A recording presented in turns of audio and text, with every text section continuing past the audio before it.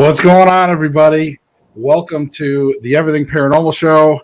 I'm Josh Morris, and actually tonight's episode is the Paranormal Council. We got Stacy here, and of course, we've got Bob Fountain right here directly live. We had to jump in. Sorry for the delay, folks. We are running 7 minutes behind. My apologies. Traffic started holding me up there when we were running around in town getting some errands done today. So all of a sudden we're like, oh my God, we got to make it back to the house. So how are you guys doing tonight? Doing good. Awesome. Well, unfortunately, we will not have Sean Carter joining us. I mean, he might be able to pop in, possibly, but I doubt it. I'm not going to hold my breath. Unfortunately, he's involved actually in a case tonight, and apparently it's a pretty long case, so it must be pretty important. So unfortunately, he's not going to be able to make it. So, gents, and I use that term loosely, it's just us three. So let's dive into some good stuff tonight and cover for Sean.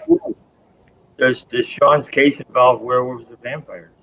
I don't know. We'll have to ask him. And that kind of sucks too, because in a way, like, I specifically wanted to know about the vampire stuff in the Bible that I kind of covered a little bit during my show last week when I was talking about some of the Bible references. So I was kind of curious to see what he had to say about that. But anyways, we'll get into it, and I'm curious to see what you guys have to say.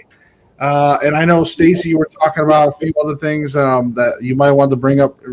I can't remember. What were we talking about, Stacy, where we were talking about talking about maybe vampires and werewolves, and then something else that we wanted to kind of chain it to, didn't we?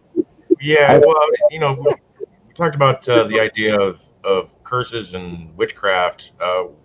With Sean being on, we could go on and on about that. But it's not exactly in Bob's wheelhouse of topics.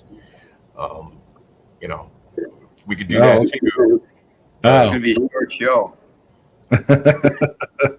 Well, yeah, and we can talk about whatever you guys want to talk about. Terry Lynn, hey, she says, hi there, 3 favorite guys. I'll put that up there. She's like the Wizard of Oz, isn't she? She never gets from beyond the curtain. See, she thought it was going to be, you two and Sean. That's why she said 3 favorite guys. Just kidding, honey. I know you meant me. All right. And Jacked Gaming said slight feedback. Was that slight feedback coming from me when I was talking? So I have to probably adjust the volume on my speakers because I'm not wearing headphones. So usually this kind of cuts out most of the feedback. But all right. What do you guys want to get into first? What do you think? Let's see. Wherever you want to go. You're the leader, man. All right. Well, I'd like to kind of dive into the vampire stuff a little bit. I covered that last time, but I'm really, like I said, I did cover that on last show, but I wanted to kind of talk to you guys about it because, according to some of the research, there was some biblical mention and vampires of just really different forms, so to speak, existed throughout history. And then, of course, Hollywood, eventually kind of manipulated and twisted that into something that we see today, whether you like the sparkly ones or the non-sparkly ones, whether you want the regular vampires or the diet soda vampires. Yeah. So depends on what your taste is, right? Bob, let's start with you first. Do you think there's vampires out there? And if you do, what do you think they really are? I don't think they're like with the movie show. Those things are pretty much BS. Right. I agree. Yep. Froze on us. Yep. Either that or Bob's just taking a long pause.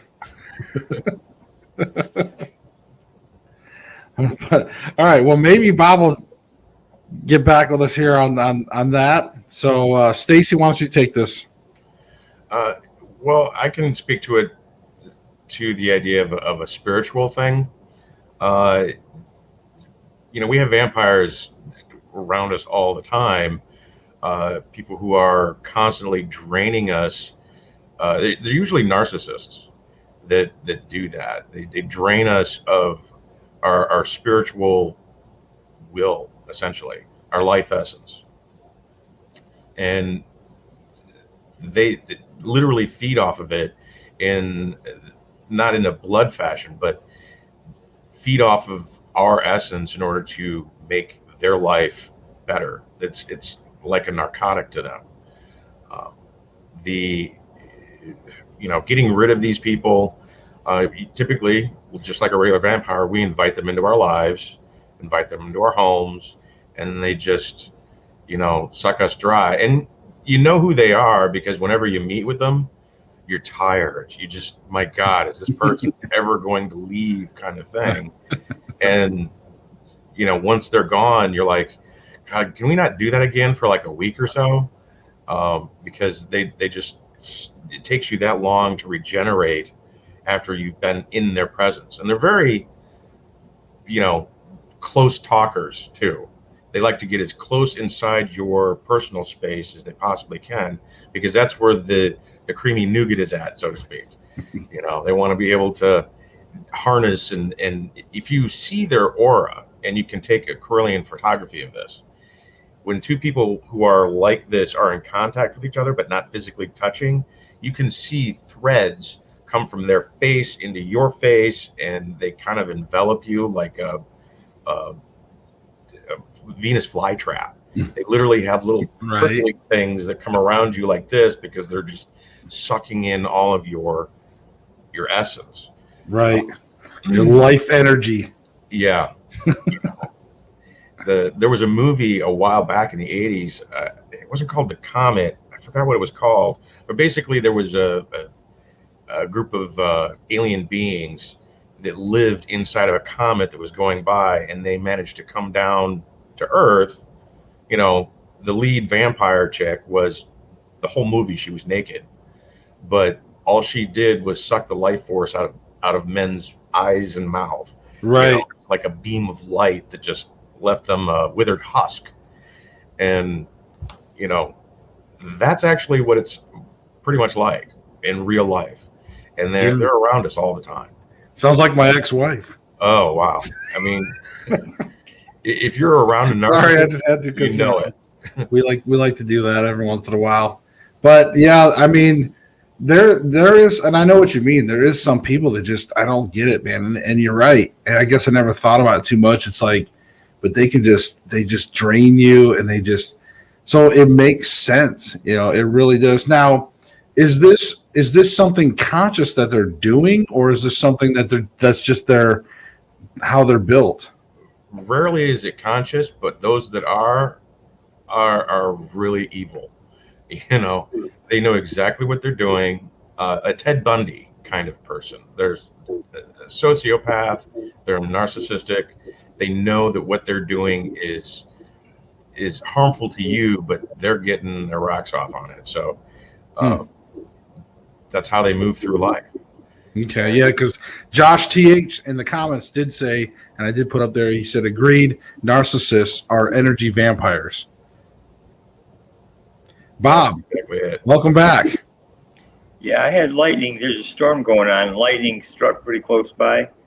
Yeah. All of a sudden, lost everything. Oh, goodness. Well, hey, I had just asked you if you thought the vampires were real and what would they be. You said they weren't like the movies. So did you want to expand on that? Because that's where you got cut off. Well, there's clinical vampirism, where people have a clinical reason. Oh, yeah, right. That's what the outside of the bottle says. What? It really is. It's frosty vanilla root beer. Jeez. Yeah, it kind of looks like rum to me. But anyway, I bet you think this is a Coke. Right. But anyhow, no, there's clinical reason why people crave blood. Drinking blood per se is not real good for you. It makes you sick. But energy vampires, I think you just was the tail end of that. I do believe they're out there. I mean, and you can sense them very, very quickly. They have any kind of psychic abilities whatsoever. You get near this person, all of a sudden you just want to get the heck away from it as fast as you can because you can just feel the energy sucking out of you. You know, like my ex-wife. No, just kidding. I'm the only one that doesn't have an ex-wife here. Right? No. They're called the test drive. Well, and that's trust me, you know, that's a good thing, right? So Pedro Scazzi, hi. He had a little alien symbol. Nice pick. Right up Bob's wheelhouse. Is that what you think? Right? See? There you go. I got my little, I don't know, I don't think you guys can see it. Yeah, it's kind of hard to see because unfortunately my alien is green, so my green screen blips it out, but I got a little alien that always hangs on my microphone here. Well, that's cool. So we got our alien stuff in. We could probably get into aliens soon, but I was trying to stick with a little bit of the movie monsters. So yeah, I'm thinking Iniga's family. Hello, hey, how you doing? So vampires do go back though, all the way back to even just Mesopotamian times. Talk about demons that were sort of precursors to these modern vampires because they did talk about some of them, you know, coming back to life. I know I covered like tons of rituals of how they would bury their dead to try to prevent them coming back from life, things like that. Some of the rituals that would just be like crazy for us today, like when they would just walk up and shoot somebody in the funeral, like shoot them in the head. Like, can you imagine you just having your funeral to be walking up and just shooting the dead body? It's like, well, just making sure they don't come back. Yeah. Sorry there, Uncle Ralph. Jeez. You know. But yeah, so what do you guys want to talk about? You guys have anything else to add about vampires? Oh, they got a tour here in New Orleans. If you ever come through, it's the vampire tour. They show you the whole rigmarole. They even dress the part like Lestat and stuff. Bram Stoker. Several cases where people have done some heinous things like drinking blood or blood rituals, things of that sort. They attribute to the vampire stuff here in the French Quarter. Well, I think we will move to the werewolf. I know, Stacey, we had a show where we ended up talking about the Rougarou, which I'll let you also kind of probably talk a little bit about tonight. Werewolf, I want to go ahead and read a little bit so we can kind of educate some of our viewers, I guess, on what the sort of standard definition is. So a werewolf in folklore, a werewolf or man-wolf, occasionally wolf walker, or a lycanthrope, right? Did I say that right?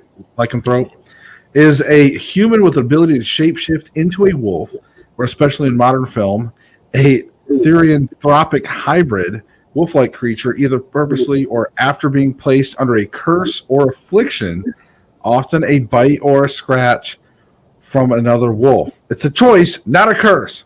Mm-hmm. With the transformations occurring on the night of a full moon.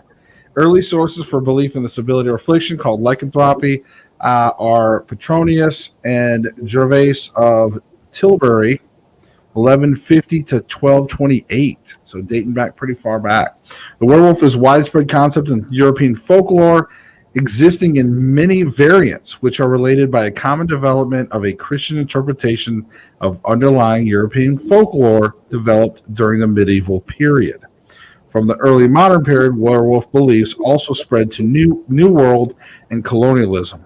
Belief in werewolves developed in parallel to the belief in witches in the course of the late Middle Ages and early modern period.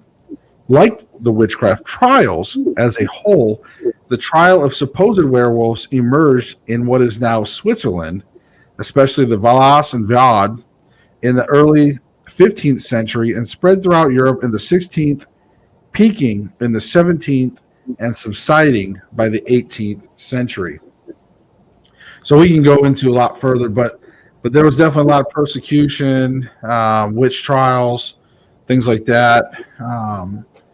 So that's just sort of some basic education of werewolves. Of course, we all know the Hollywood versions in a way, or some of us may do. So what do you guys think? All right, now I'm going to start with Bob because I know. Well, actually, I want to say this too. Before we dive, and I apologize, folks. I'm kind of going backwards here, but I actually forgot to give my opinion on vampires. So I want to say that I always leave the possibility of some other form of creature out there, because I feel like if I'm open enough to admit there could be hybrids still walking the earth, then there could be some kind of blood-sucking man type of creature, whether they're undead or not, or just have supernatural powers. It could be possible. Now, again, I'm not saying it's like Hollywood, but there could be something out there or a form of that type. And I definitely believe in the energy sucking vampires as well, the life force. I completely agree with both of you. So I agree on that. Now, I agree on that too. I mean, the Native Americans had the story of the Windigo, which was a cannibalistic spirit that basically took over people, and they would eat their families because they suddenly they could not be full until they ate human flesh. And that was the Windigo spirit that basically took over that person, possessed that person, and they became flesh eaters at that point. As far as vampirism is concerned, yeah, I have no reason to doubt that's possible, because it's in other ways it's possible too. Right. And there is things in nature that do, like leeches and things like that, mosquitoes that thrive on blood and stuff. So yes. Werewolves though, let's get back on that. Bob, let's start with you on your opinion on werewolves. What do you think about werewolves, and could we have them running around out here? Last werewolf I saw was Michael Jackson in Thriller. That's pretty much up there with the vampires as far as I'm concerned. Hollywood's version doesn't exist. Now, I do think there are some things out there. Well, they got a show on now about Skinwalker Ranch, where several people seen what they thought was a man morph into a wolf.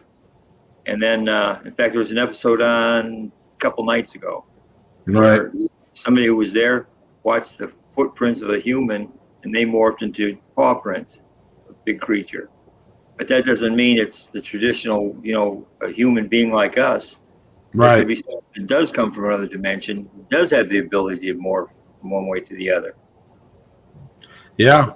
Now, I mean, if correct me if I'm wrong, but isn't the Skinwalker Ranch, that area, isn't that where they kind of consider those to possibly be Wendigo type native? It's the very Native American. Skinwalkers are Native American in general, but isn't that, I don't want to say kind of the same thing, but isn't that almost around that same lines of Wendigos, Skinwalkers?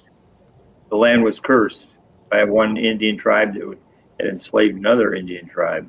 Right. And anybody that moved in there was going to have to deal with it. So needless to say, if it goes up for sale again, I'm not going for it. Hey, why not, man?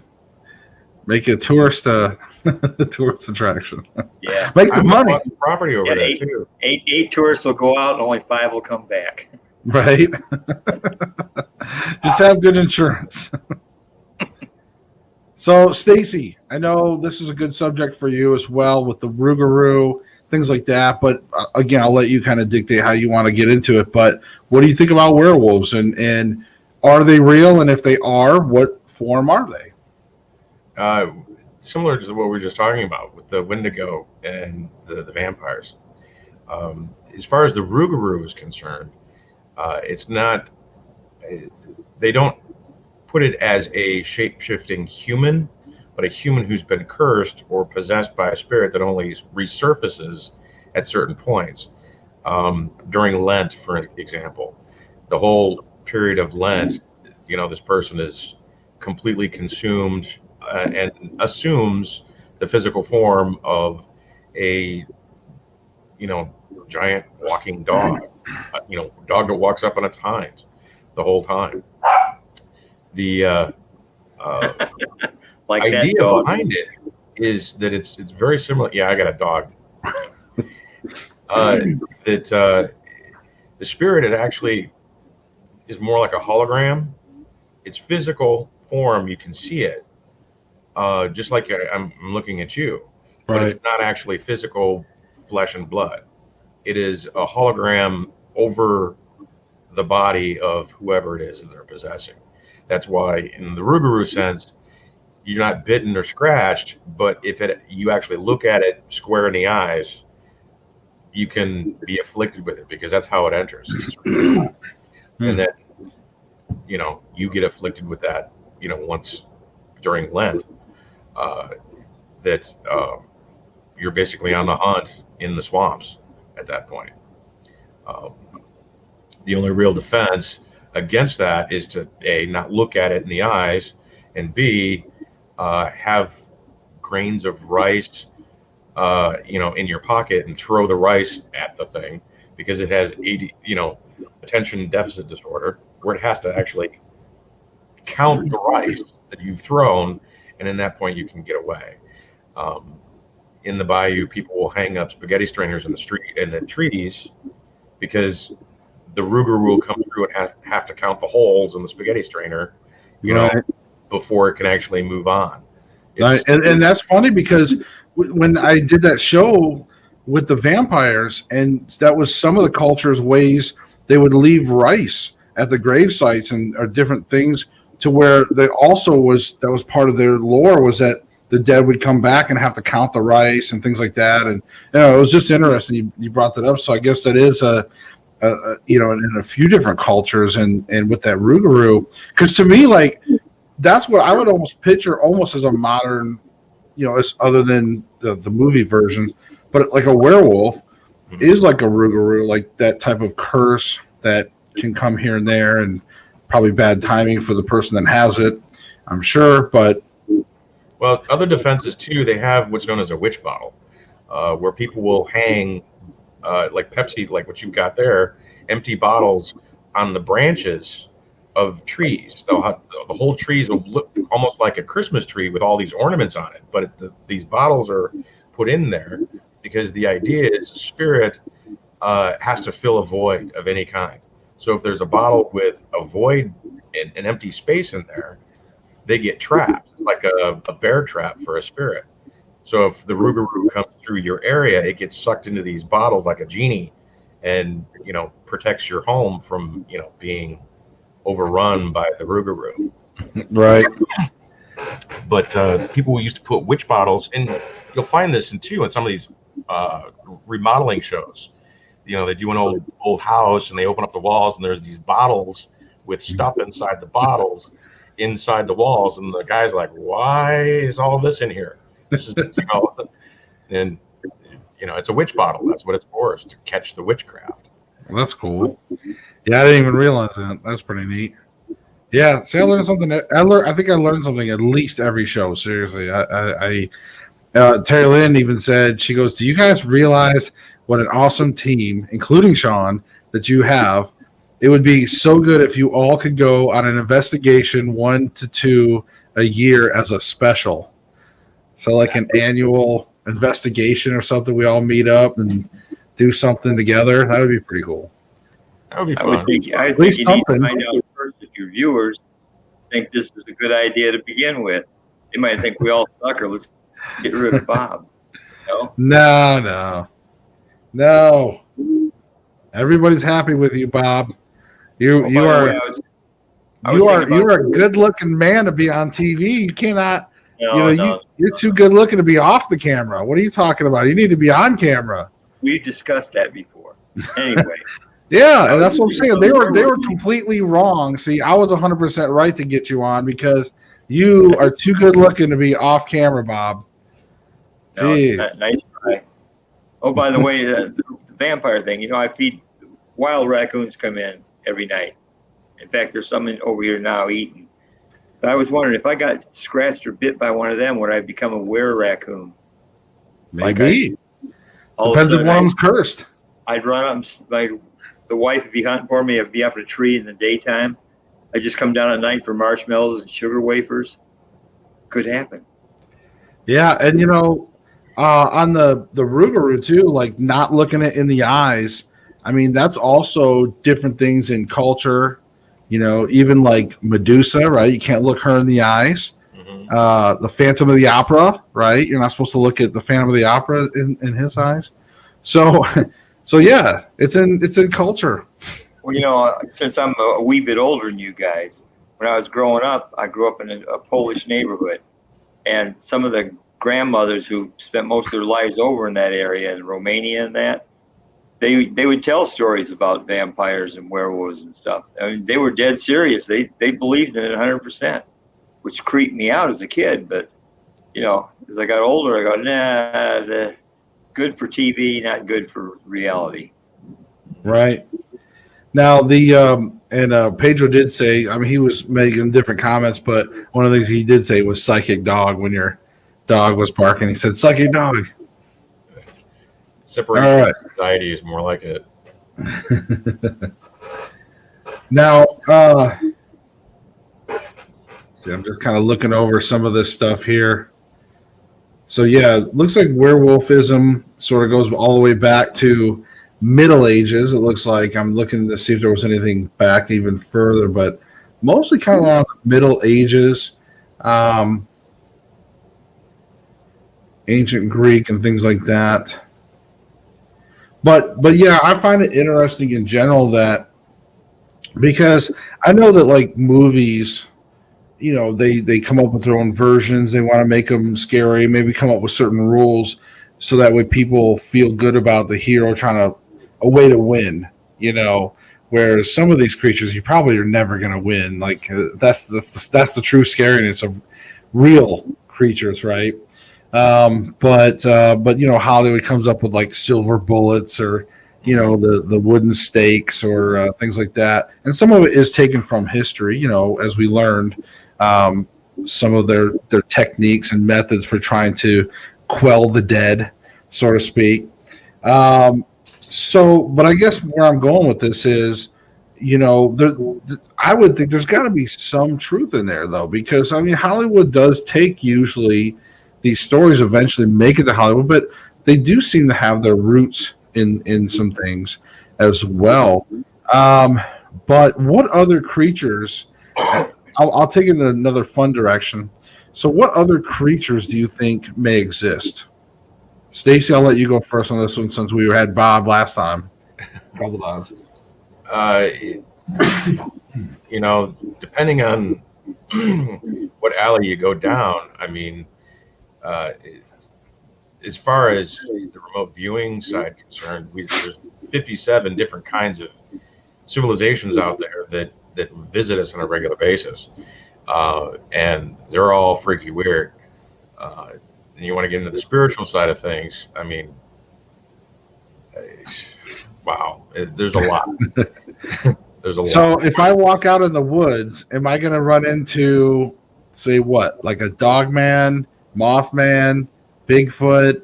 What do you guys think? You're more likely to see a skunk man.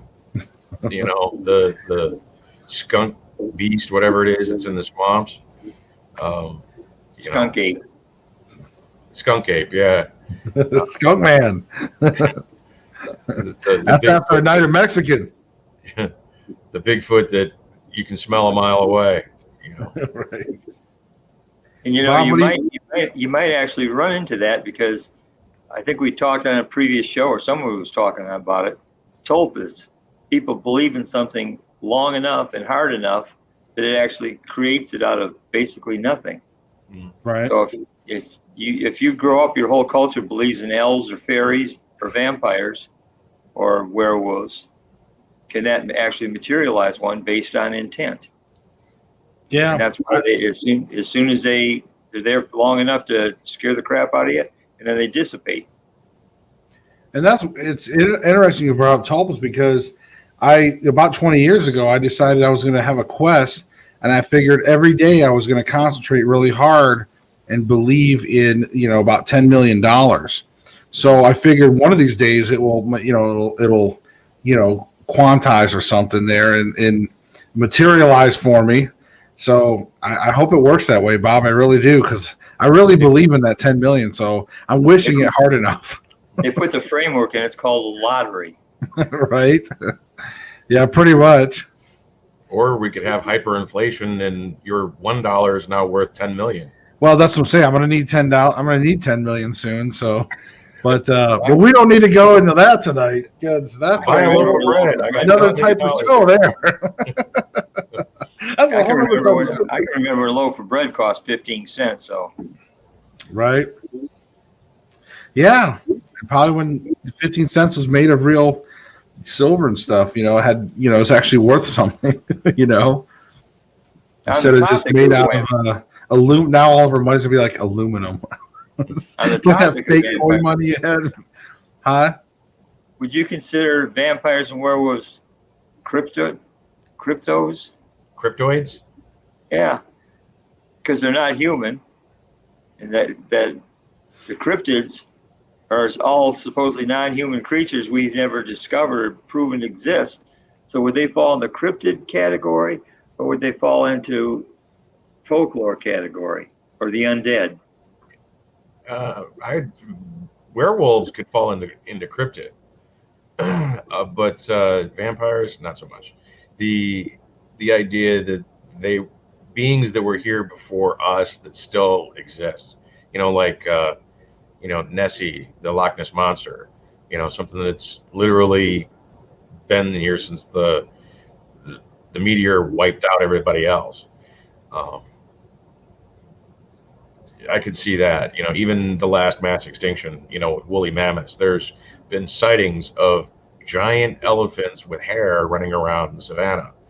Nobody's called them woolly mammoths, but they fit the description literally right down to the T, with the cranium and everything. Right. Things that survived the last extinction somehow would be the cryptids. Same like that brontosaurus looking thing in the Congo. Yeah.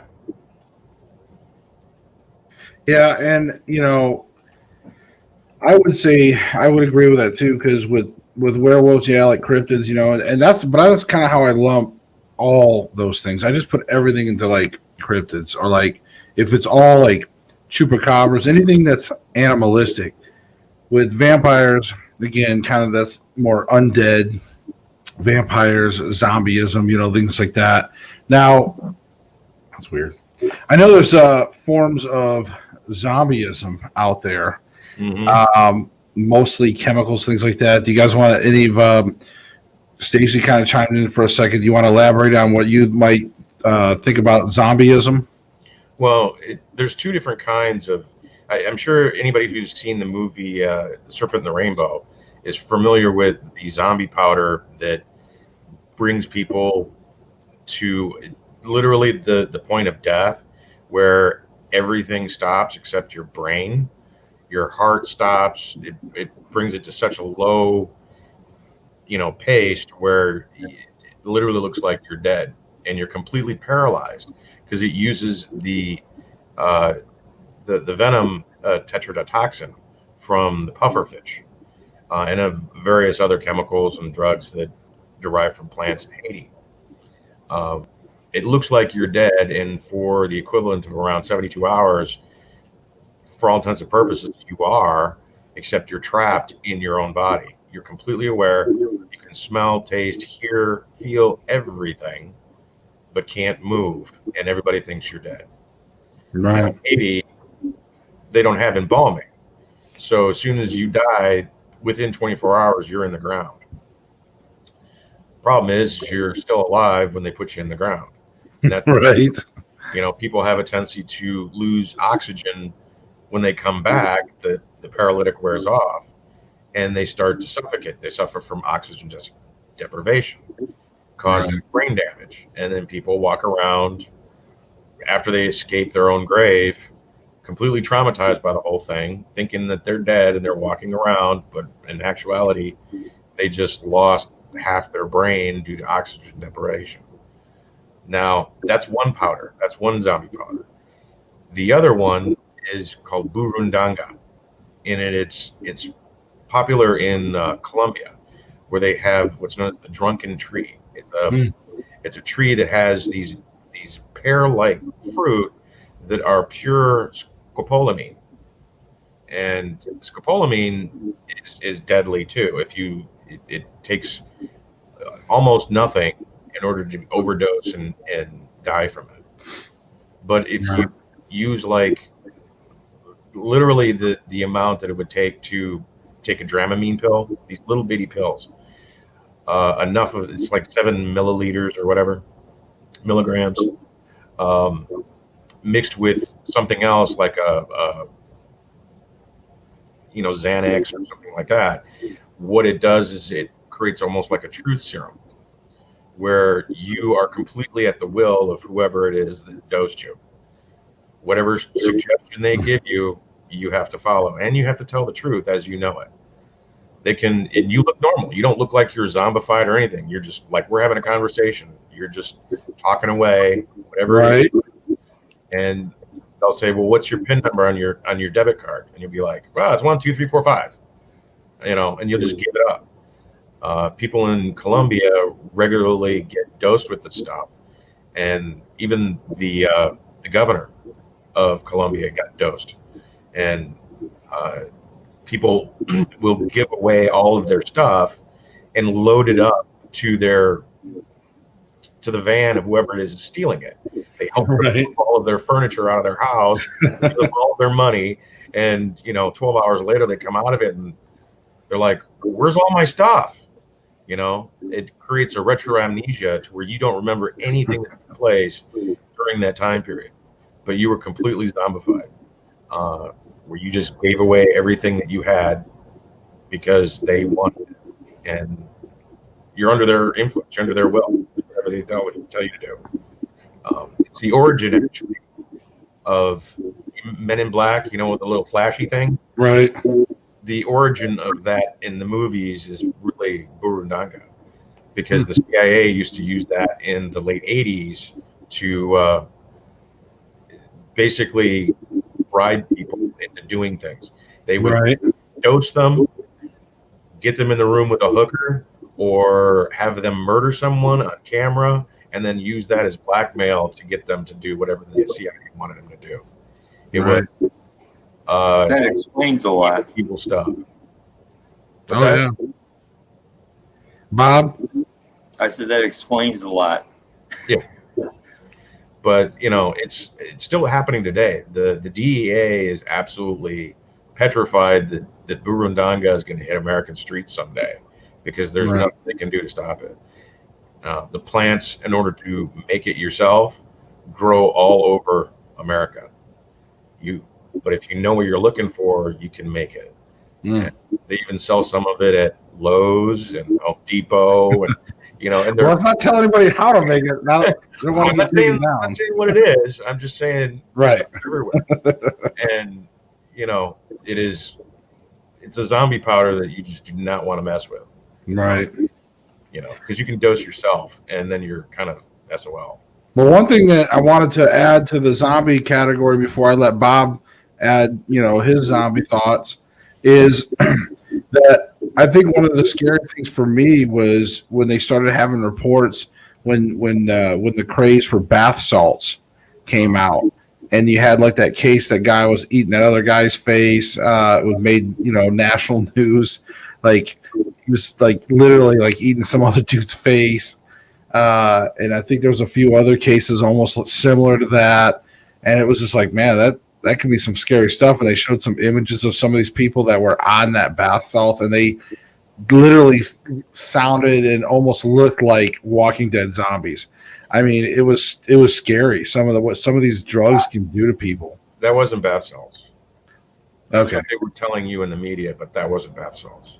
Well, whatever it was pretty scary. So, There was another case where there was a guy who was a pizza delivery driver who robbed a bank with a bomb ring around his neck, and he went in. He was delivering pizza to someone, and then all of a sudden, next time somebody saw him, he was literally trying to rob a bank with a donut bomb around his neck.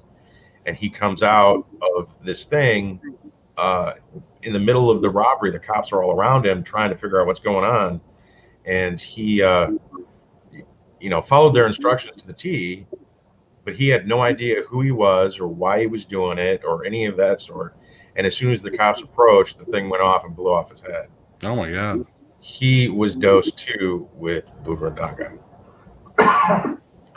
Well, I know Aniga's family, by the way, just said that. I think with the face eating thing, he said he was in Miami when that happened. He said it was a couple blocks from my office. It was scary. And also, too, Terry Lynn did say earlier, I was trying to get back to this comment. She said that it would be so cool if you guys would meet a couple times a year and do it. She said, I may even join you. So, Cool. so yeah. But yeah, we're hopefully, yes, we're. Well, I can't really say it. God dang it. I can't say it because we're filming that new series. I can't even talk about it yet. Mm. So, all right. But awesome. So, Bob, let's not exclude you. Let's give you the floor and let you give your thoughts and ideas about zombies. There you go. Bob's like, there you go. Yeah, Way to elaborate. Way to kill time. way back in the 60s. The 60s, I was already out of the military, but had a real nice book you could get. It wasn't the internet back then. You had to actually buy books through the mail, but it was all the hallucinogenic and strange drugs you could do just out of normal stuff like cinnamon, head cabbage. You take out the head, boil it in water. It was like cocaine and stuff like that. They just had books out there telling you how to make this or that or the other thing. I didn't try any of them because I'm still here, but yeah, there's things way back a long time ago where people knew how to alter other people's minds. Oh yeah, I mean it's got to go all the way back. I would imagine, back to the early days. I mean, I did a show just recently about where I was talking about some of the scriptures all the way back to the fallen angels bringing,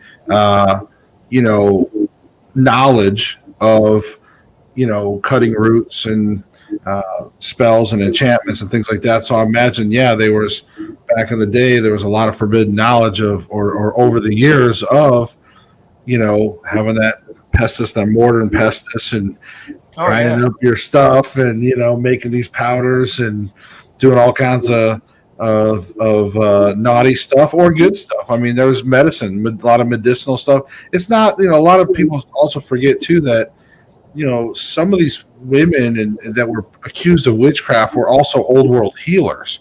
They weren't necessarily witchcraft. Some of these women, obviously, that was in the witch hunts, they were actually, they were into some of the natural healing and the potions and recipes because that was old world healing and medicine, So anyways, I'd throw that in there for no reason, I guess.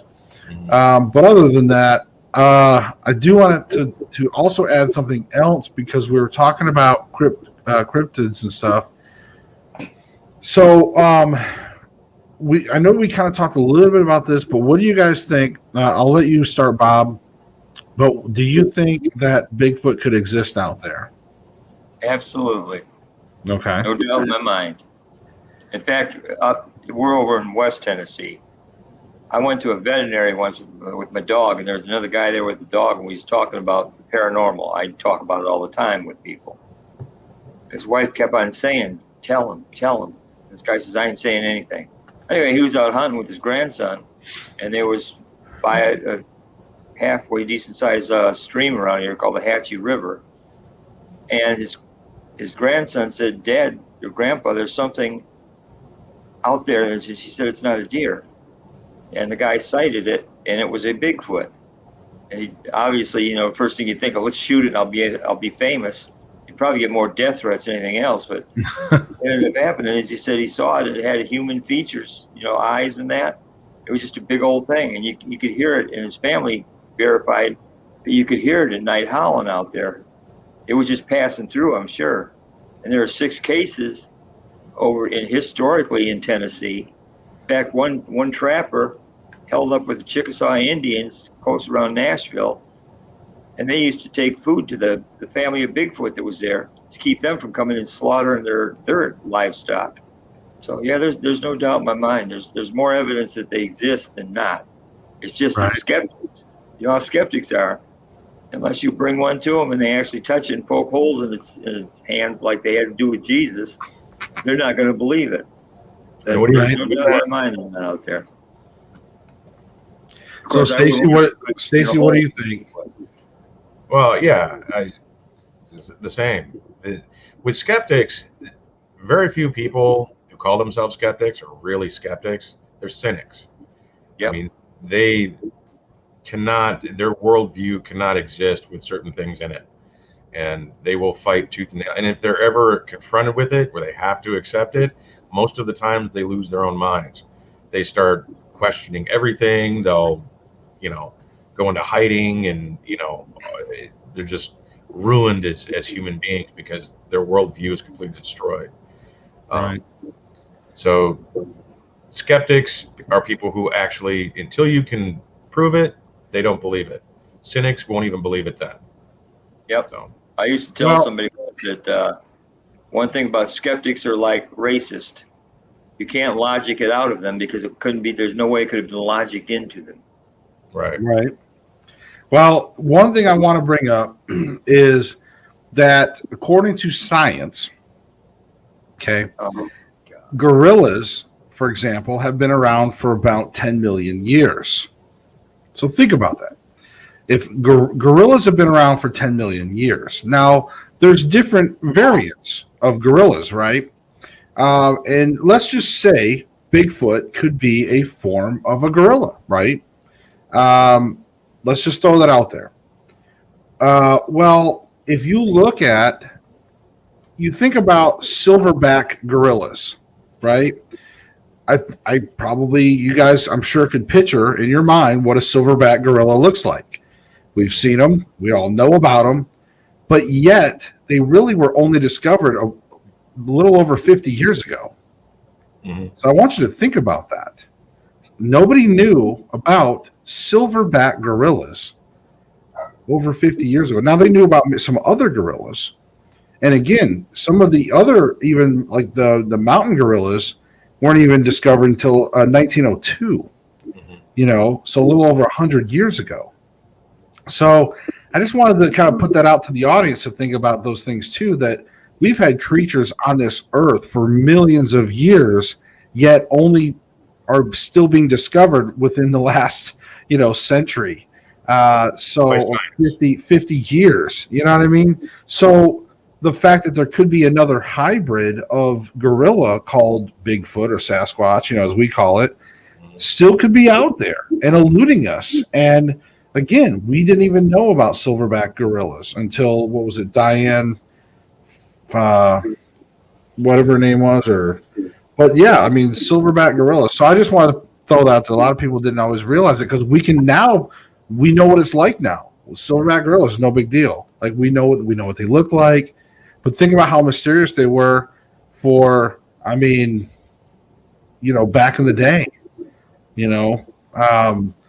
maybe even our parents and things like that who had never heard of them. They heard stories, or grandparents, heard stories of these epic gorillas, and it was always this legend. And then finally they were discovered a little over 50 years ago. So I just think that when you start putting things in perspective like that, I think that can really show people that, yes, it's possible. Because people think there's no way that we're still discovering new life forms all the time, new birds and other species and stuff in some of these other islands and those remote areas. So it's definitely possible. And people say, well, how come you don't see any Bigfoot bones? Well, for the most part, I really don't recall coming across bear remains half the time.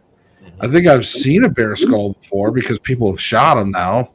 But as far as in the woods, I really don't ever remember coming across like bear remains, things like that. I mean, I've come across some old deer carcasses, things like that.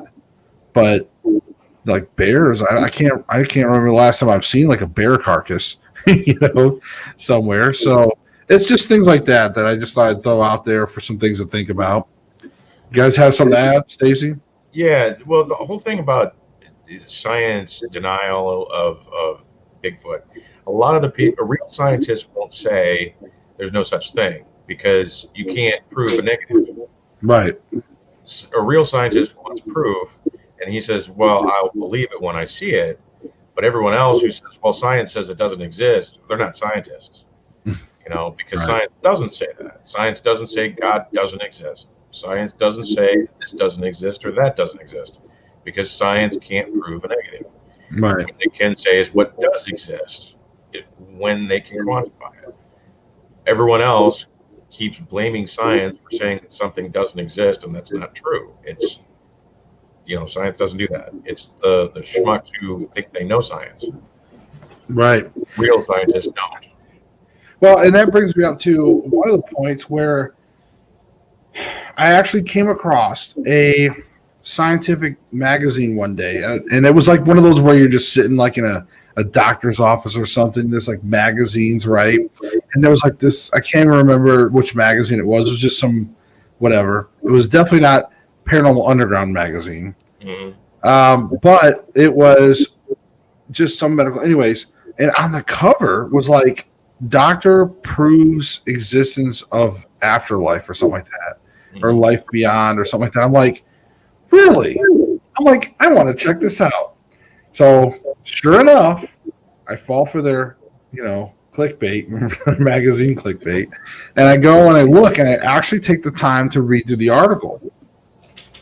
And this is what ticks me off, is just because you have a doctor with PhDs and all kinds of inventions, and this guy was also, I want to say he was one of the major, I guess, persons involved in the AIDS and HIV stuff, and had done some amazing work. So I'm not trying to discount his regular job. He's doing great work, but when he's talking about the afterlife and energy and energy indeterminate or energy transferring and all this stuff and indefinite energy and all this stuff, like, I get what he's saying, but how is he so amazing in that he discovered this stuff when it's all theory? Everything in that article was theory. It's no different than Josh Morris's theory on the afterlife, or Stacy Talich, or Bob Fountain. No different, except this guy is just like some amazing, dude that's got the doctor stuff, but he says it, and it's like he's discovered the afterlife. It's like, no, dude, there's no. It was all theory. I looked through it, all theory, all speculative, nothing proved, no experiments to prove it, just all theory. Yeah, well, the science does that a lot. You have the dark energy and the dark matter that they say comprises of 97% of the universe, and it exists everywhere but right here. And in truth, the only place it really exists is on a chalkboard. They've got the logarithm that they've drawn out. The math says that it exists, so obviously we've discovered something that we didn't discover before. No, when you discover something, then you can apply the math to it, not the other way around. Right. Yeah. Bob, what do you got something to add? No, I was just thinking about, you could look at scientists the other way. They're like the dumbest people out there. They're constantly finding out something they never knew before. Most of us, just by intuition and common sense, figured out long ago. Mm-hmm. It took them forever to figure out what we was kind of telling them all along. And then all of a sudden it's a revelation. No, it don't work that way. They're just idiots. They're highly educated idiots, but idiots nonetheless. I still find it fascinating how, and I don't know if this is just the conspiracy person in me, but I find it fascinating how we can launch some of these heavily scientific satellites or to Jupiter and to do the core, but yet they still can't prove whether the moon is hollow. And yes, you heard me right. So they can't really even they don't even know about the Earth's core other than theory.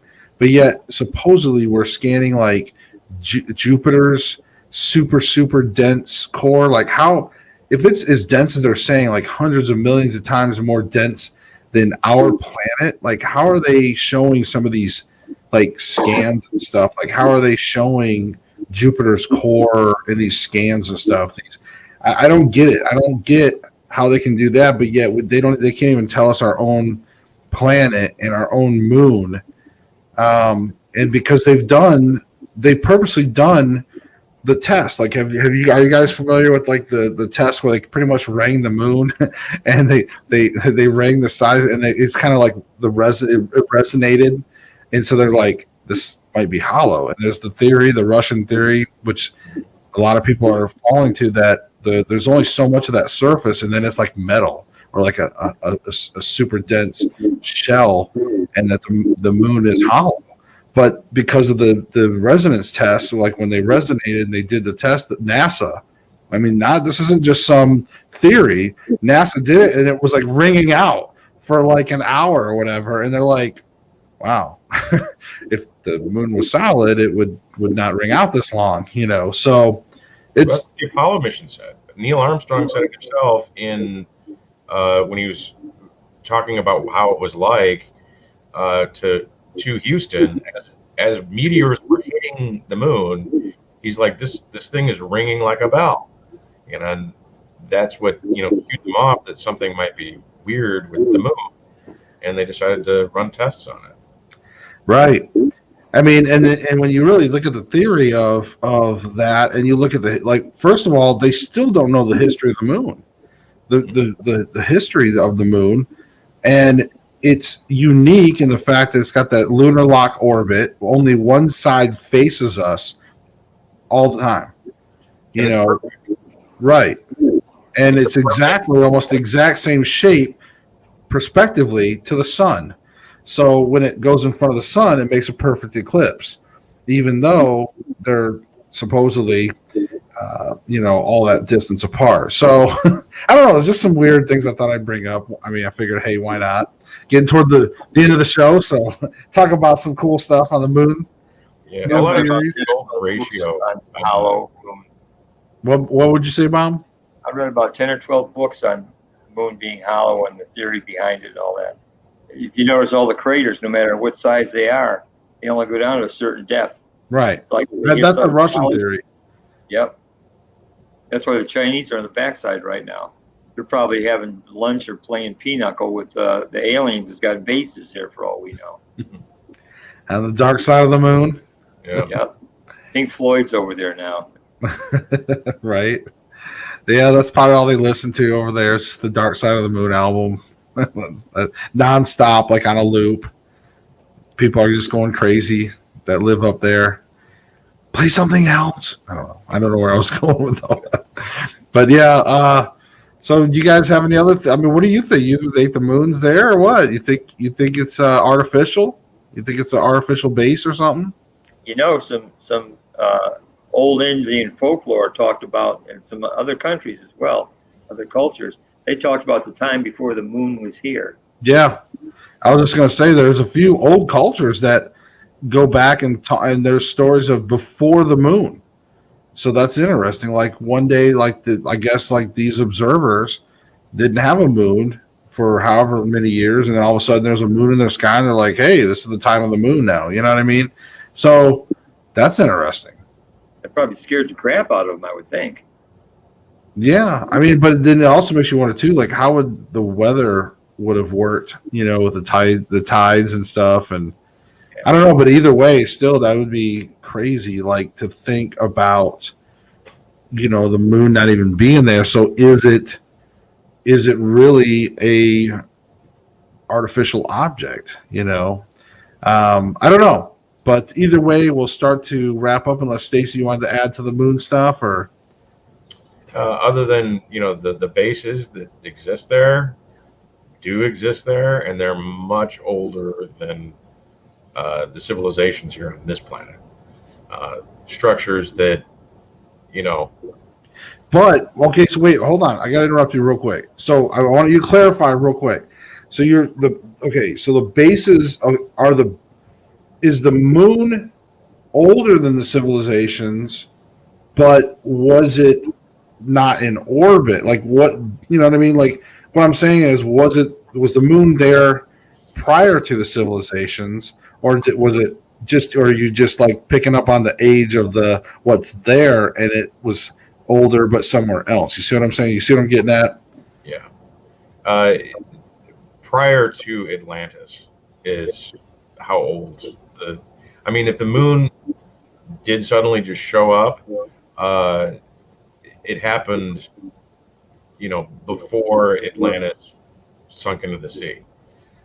Because a lot of the technology that sunk Atlantis is also on the moon. Yep, I agree with you.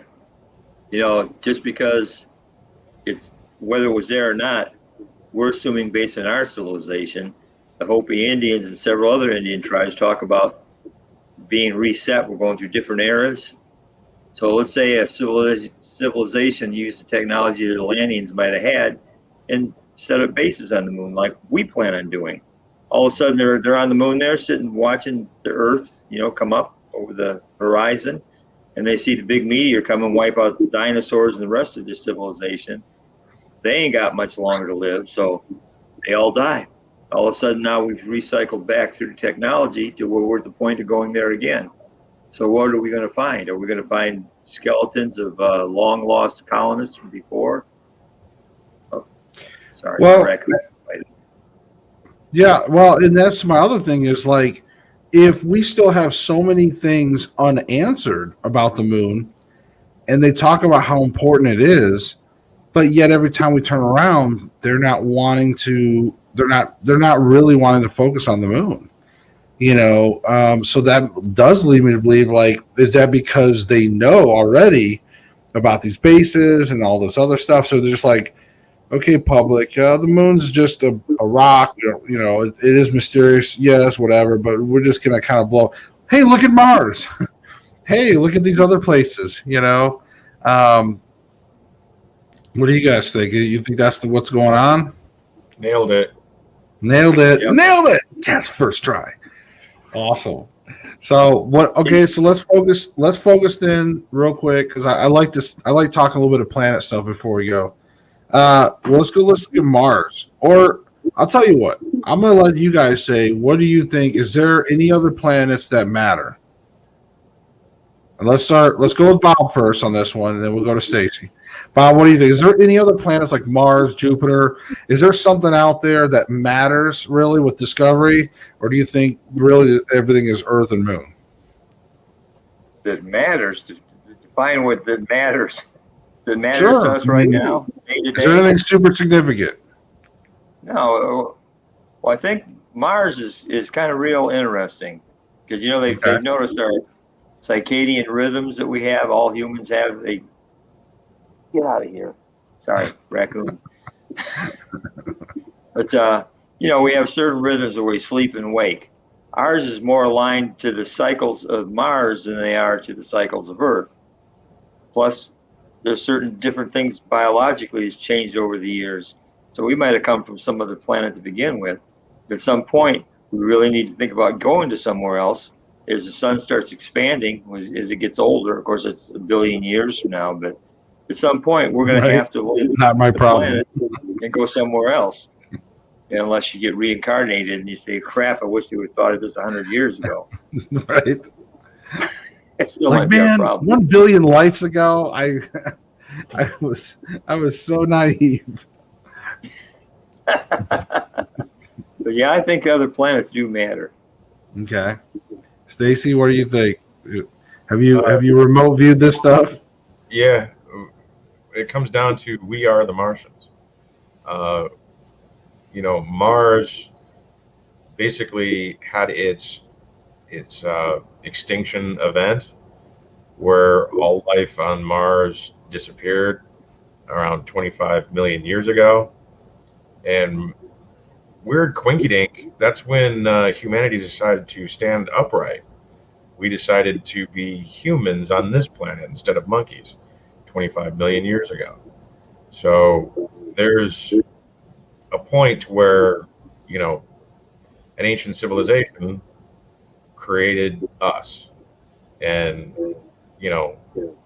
we are unique on this planet where everything on this planet has a life cycle of 5 times its uh, puberty rate. So when an animal on this planet hits puberty, you multiply the number of years times 5, and that's when its life expectancy is. Sort of like a dog.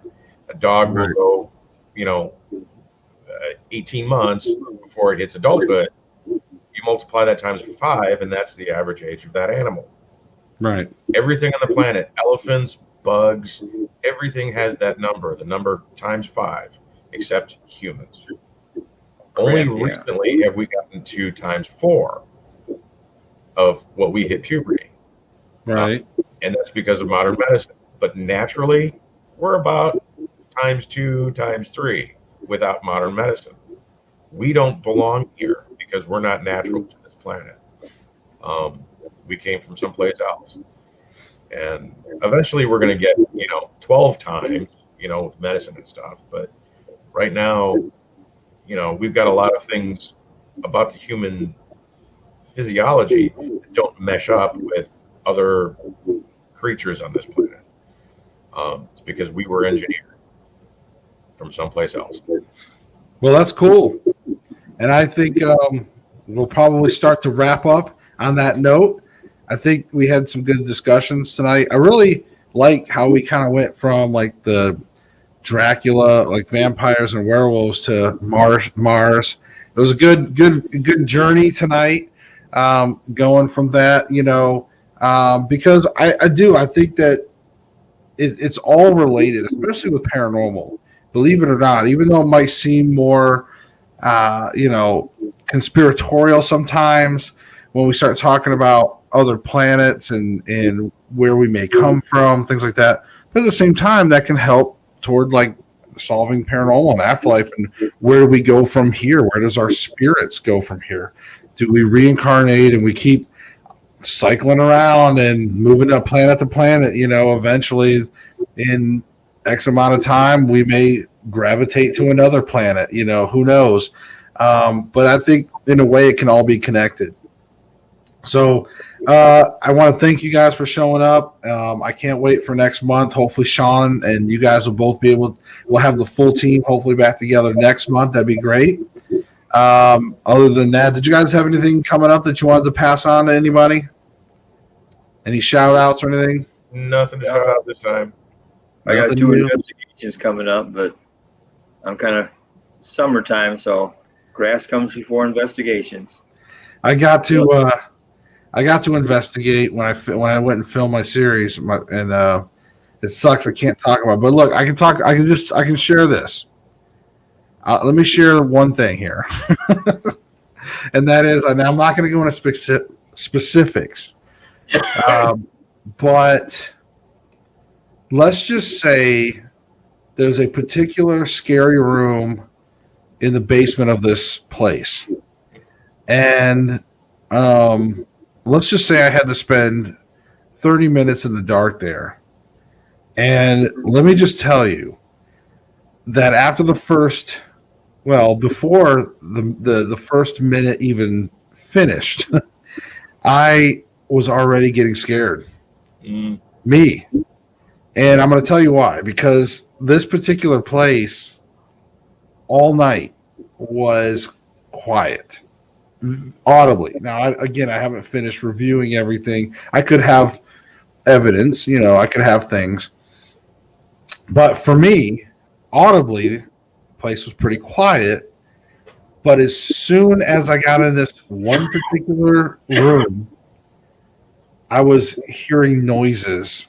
And the thing is, they weren't coming from in the room. That's the scary thing. They were coming from other places, like either not directly above, but like almost like another floor up and over, or outside somewhere in the other parts of the basement. But they weren't external noises. They weren't outside the building. You know what I mean? They were in the building. Like, I was starting to worry that somebody might have broke in.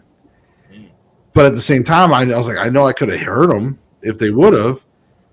But it was different places. And the noises were, mind you, this place did not have running water. It did not have steam, or, it was wasn't the type of thing that's going to be like settling noises type thing. But these noises were almost as if you've ever been in a building or a home where somebody was moving like a couch or something across the floor, but they weren't like wood scrapes, not like a chair, but just something kind of almost bassy, like something with some bass, and just and it just kept happening. I'm like, what the hell are these damn noises? I'm like, I got to do this for 30 minutes. And that's why it was kind of freaking me out, because I've been alone in other places, other situations. But this was different.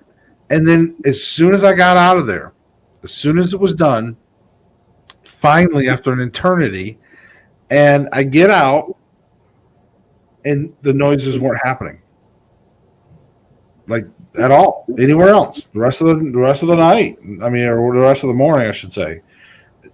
It just only for that 30 minutes or whatever in there. And the thing is, I know I captured some, so they will be on video. That's all I can say. I can't talk about specifics, but they will be there. Freaks me out. Do what, Bob? Growls are the only thing that freaks me out. I hear noises, I usually go towards them. But if I hear something growling, I don't go towards it.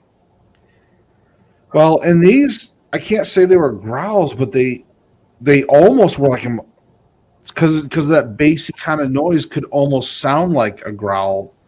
But I kept listening to them again after you listen to them for like 30 minutes, and they just kept happening. I'm like, but there's nothing that could make that noise. I don't, where this particular room is and what's around it and stuff, I don't know what could have possibly even made that noise or those noises. And especially when you walk outside that room and there was no noises.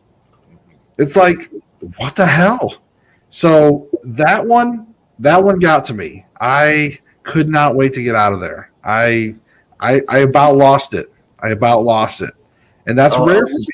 That's rare for me, I'm telling you. I'll send you an EVPs, a couple I got from the community center. It's getting ready to be torn down. In fact, I got to get there before they tear it down. Right. We told to make a sound. We hear just a little slight tap. And we said, if that's really you, can you do it again? And I mean, it sounded like the building shook. It's like, nice. Don't test me, dude. Right. So do you think Sean will be here next show? I hope so. I hope so. We headache. It would be great. I think we had a good show without him today, but of course, I like having the full team, so that's why I always hope you guys can make it. But hopefully next month, we'll get.